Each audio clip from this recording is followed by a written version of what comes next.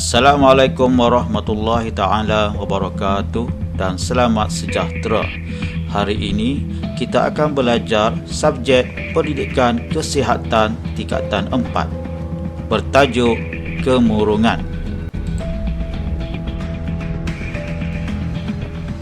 Standard pembelajaran kita pada hari ini ialah menerangkan maksud kemurungan, mengenal pasti tanda kemurungan, menjelaskan contoh punca kemurungan, dan menjana idea mengurus kesihatan mental dan emosi untuk mengelak kemurungan.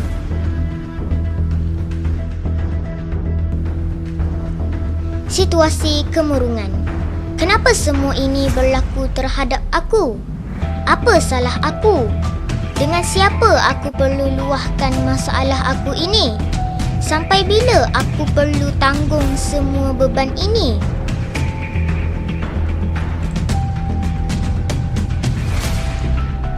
Depresi pembunuh senyap remaja Malaysia. Minggu lalu, pada tanggal 14 Mei, kita dikejutkan dengan berita seorang remaja perempuan berusia 16 tahun membunuh diri dengan terjun dari bangunan 3 tingkat di Kuching, Sarawak.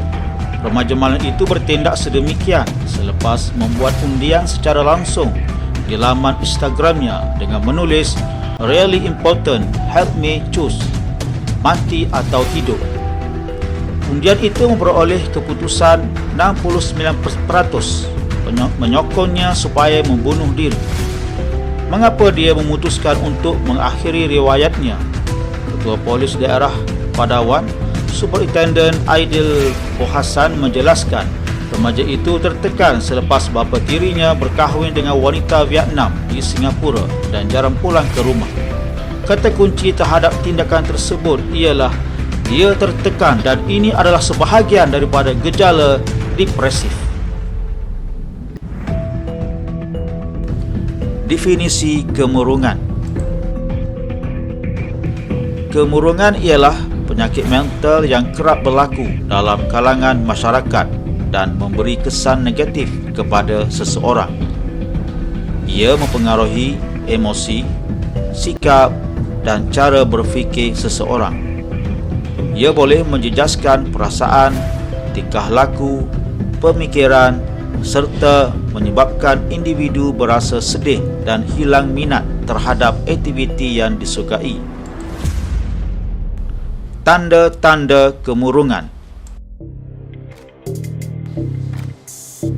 Tanda-tanda kemurungan. Kelihatan letih dan kurang bertenaga semasa melakukan aktiviti harian berpunca daripada tekanan perasaan yang menjejaskan waktu tidur. Perasaan dan pemikiran negatif. Sering berasa marah, sedih, tiada motivasi, kelesuan dan berasa kekosongan. Tabiat pemakanan yang tidak normal. Pesakit mengalami perubahan selera makan. Kurang tumpuan. Ramai remaja hilang fokus di dalam kelas dan hilang minat untuk belajar.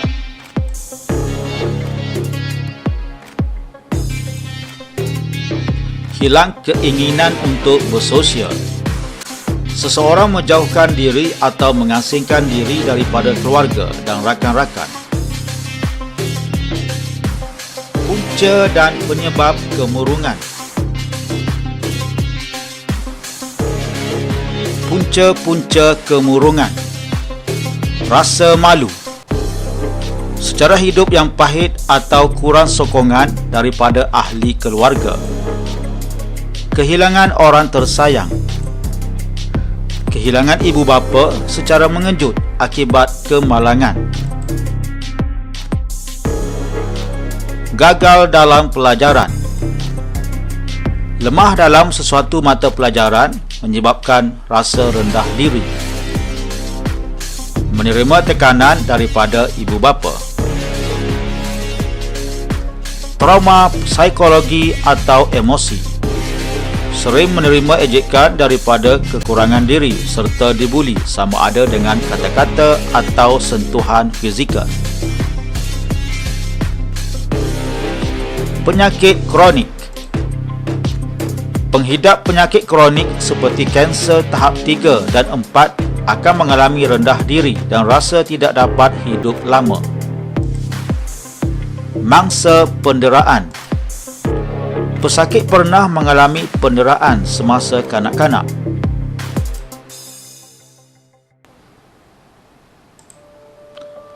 Hilang anggota tubuh badan akibat kemalangan dan penyakit. Seseorang yang hilang anggota badan akan lebih cepat berasa rendah diri, hilang keyakinan, suka menyendiri dan merasakan diri tidak berguna. Cara mengatasi tekanan dan kemurungan.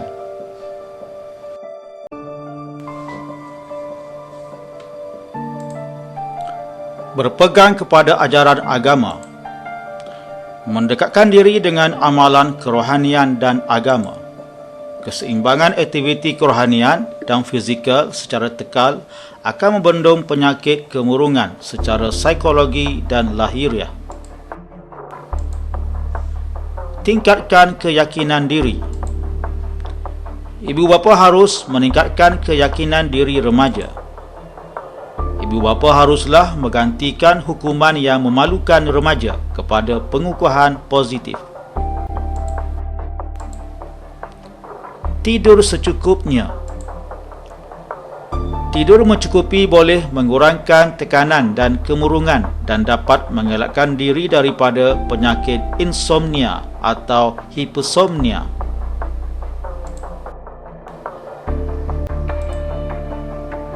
Amalkan gaya hidup sihat.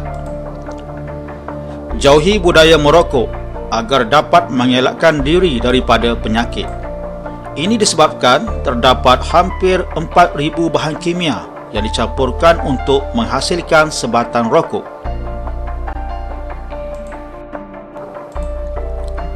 Bertenang dan sentiasa bersikap positif. Remaja harus meluahkan perasaan kepada guru bimbingan kaunseling, guru yang dipercayai, ibu bapa, pemimpin masyarakat dan rakan. Sentiasa bersikap positif untuk mengatasi kemurungan.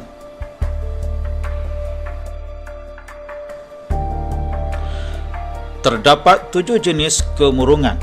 Pertama, unipolar. Kedua, bipolar. Ketiga, disemia.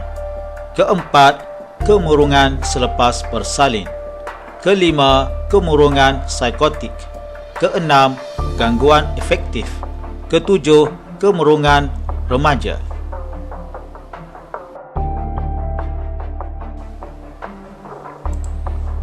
Unipolar. Ia dikenali sebagai unipolar kemurungan. Biasanya pesakit akan mengalami tanda-tanda yang boleh mempengaruhi keupayaannya seperti bekerja, tidur, makan dan sebagainya. Masalah ini boleh dirawat dengan bantuan pakar perubatan. Bipolar. Bipolar kemurungan merupakan gangguan mood secara berpanjangan kepada pengidapnya. Ia dapat dicirikan dengan rasa keterlaluan, mudah marah, hiperaktif dan lain lagi. Ia menunjukkan bahawa 2 episod yang berlainan iaitu berkitar dari semasa ke semasa. Disemia, kemurungan berpanjangan. Disemia merupakan masalah yang kurang serius pengidapnya mengalami secara berpanjangan. Ada kalanya mencecah lebih setahun. Bukan itu sahaja, individu yang mengalami disemia juga berkemungkinan mengalami kemurungan unipolar pada masa yang sama. Kemurungan psikotik, mendengar suara halus. Kemurungan psikotik biasanya terjadi kepada individu yang menghadapi disemia. Pengidapnya sering percaya perkara yang tak benar, khayal, mendengar suara yang tidak wujud dan sebagainya. Hakikatnya, ia bercanggah dengan realiti kehidupan.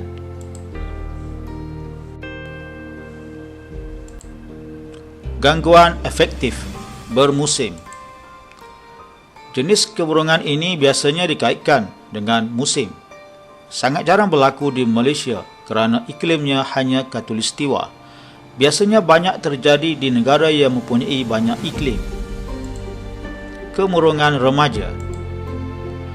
Kemurungan remaja adalah sering dikaitkan dengan perubahan fizikal, tekanan daripada rakan sebaya dan pencapaian akademik.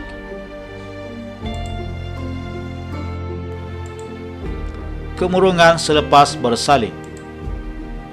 Jenis kemurungan ini biasanya terjadi selepas bersalin. Ibu akan mengalami postpartum blue, biasanya selepas kelahiran anak pertama kerana belum bersedia. Gejala ini kurang serius dan berlaku dalam jangka pendek. Namun, jenis kemurungan ini akan menjadi serius jika tidak ditangani dengan baik. Sekian, terima kasih. Jumpa lagi.